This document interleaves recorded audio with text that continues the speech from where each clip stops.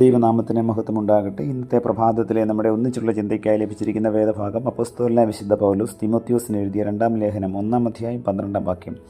ഞാൻ ആരെ വിശ്വസിച്ചിരിക്കുന്നു എന്ന് അറിയുന്നു. വളരെ പ്രസന്നമായ ഒരു സായാഹ്നം. ഒരു കുട്ടി തൻ്റെ പട്ടം പറത്തിക്കൊണ്ടിരിക്കുകയായിരുന്നു. നല്ല കാറ്റുള്ള ഒരു ദിവസം കൂടിയായിരുന്നു അത്. പട്ടം പറന്ന് വളരെ ഉയരത്തിലെത്തിയ ആ കാഴ്ച അവനെ വളരെയേറെ സന്തോഷിപ്പിച്ചു. കുറച്ച് നൂല് കൂടി ഉണ്ടായിരുന്നെങ്കിൽ എന്നവൻ ഉള്ളിലോർത്തു. ഈ സമയം ആ വഴി ഒരു പ്രായമുള്ള മനുഷ്യൻ കടന്നു വന്നു. സന്തോഷത്തോടെ തുള്ളിച്ചാടുന്ന കുട്ടിയോട് അദ്ദേഹം ചോദിച്ചു, എന്തേ കുട്ടി നീ ഇങ്ങനെ തുള്ളിച്ചാടാൻ? അതാ നോക്ക്, എൻ്റെ പട്ടം അങ്ങ് ഉയരെ പറക്കുകയാണ്, കുട്ടി പറഞ്ഞു. എന്നാൽ അദ്ദേഹത്തിനൊന്നും കാണുവാൻ കഴിഞ്ഞില്ല. നിൻ്റെ പട്ടം ഉയരെ പറക്കുന്നു എന്നതിന് നിനക്ക് എന്താണ് ഉറപ്പുള്ളത്? ഞാനൊന്നും കാണുന്നില്ലല്ലോ എന്ന് അദ്ദേഹം പറഞ്ഞു.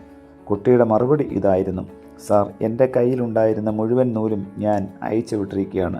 ഇതാ നൂലിൻ്റെ അറ്റം എൻ്റെ കയ്യിലുണ്ട്.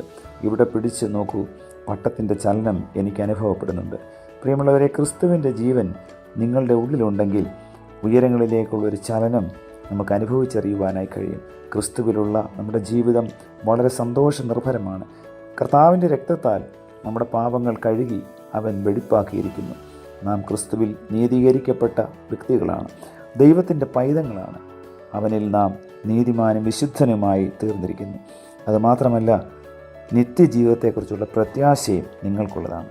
ഓരോ ദിവസവും കേൾക്കുന്നതായ ഈ വചനത്തിലൂടെ പ്രത്യാശ നിർഭരമായിട്ടുള്ളൊരു ജീവൻ നയിപ്പാൻ തക്കവണ്ണം ദൈവത്തിൻ്റെ പരിശുദ്ധാത്മാവ് നമ്മെ ഓരോരുത്തരെയും സഹായിക്കട്ടെ. പ്രാർത്ഥിക്കാം. പ്രിയ കർത്താവേ, നൽകി തന്ന വചനത്തിനായി നന്ദിയോടെ സ്തോത്രം. ഞങ്ങളുടെ ജീവിതത്തിൻ്റെ താക്കോൽ അങ്ങയുടെ കയ്യിലാണെന്ന് ഞങ്ങൾ മനസ്സിലാക്കുന്നു. പ്രിയ കർത്താവേ, നന്മയുടെ പാതയിൽ സഞ്ചരിപ്പാനും വചനത്തിലധിഷ്ഠിതമായൊരു ജീവൻ നയിപ്പാനും ഞങ്ങളെ അവിടുന്ന് സഹായിക്കണമേ. ഈ ലോകത്തിൻ്റെതായിട്ടുള്ള ഒരു മോഹങ്ങളിൽ ഞങ്ങൾ ചെന്ന് പതിക്കുവാൻ അവിടുന്ന് അനുവദിക്കരുതേ. ക്രൂശിൻ്റെ മറവിൽ ഈ പകൽക്കാലം ജീവിപ്പാൻ തക്കവണ്ണം ഞങ്ങളെ അവിടുന്ന് സഹായിക്കണമേ. പുത്രൻ്റെ നാമത്തിൽ പ്രാർത്ഥന കേൾക്കണം പിതാവേ. ആമേൻ.